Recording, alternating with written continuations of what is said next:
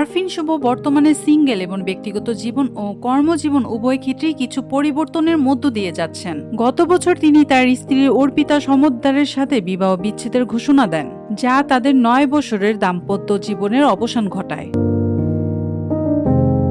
এছাড়া মুজিব একটি জাতির রূপকার ছবিতে অভিনয়ের পর থেকে তিনি কিছুটা আড়ালে ছিলেন এবং সম্প্রতি একটি হিন্দি ওয়েব সিরিজে কাজের জন্য ভারতে গিয়েছেন। মুজিব ছবিতে অভিনয়ের কারণে তাকে নিয়ে রাজনৈতিক বিতর্ক হয়েছে এবং তার পূর্বাঞ্চলে পাওয়া 10 কাঠা জমির বরাদ্দ বাতিল করা হয়েছে।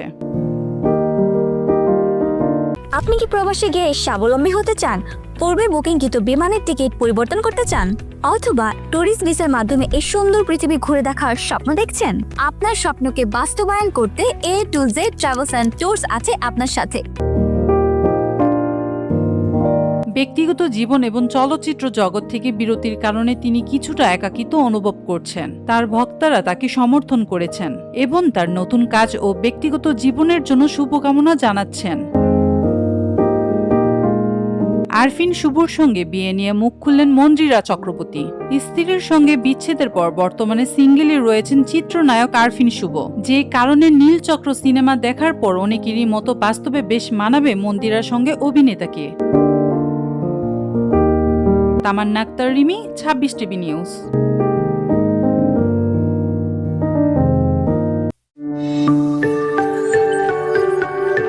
26 টেলিভিশন, মাতৃভূমির বন্ধনে।